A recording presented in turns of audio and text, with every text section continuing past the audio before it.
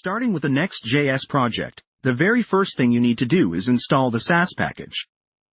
Open up your terminal and run npm install Sass. This will add Sass as a dependency in your project, allowing you to write more complex styles with ease. Once Sass is installed, create a new SCSS file for your component styling. For instance, home module SCSS inside the styles directory.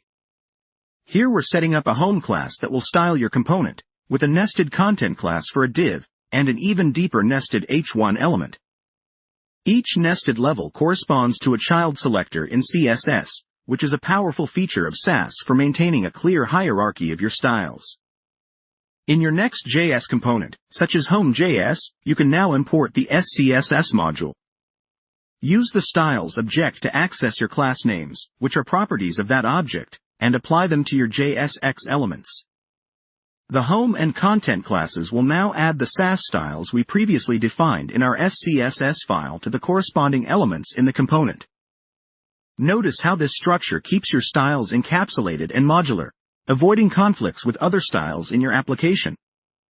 Remember, the naming convention home module SCSS is important here, as it tells Next.js to treat this file as a CSS module, providing local scopes to your class names and ensuring that your styles do not leak to other components.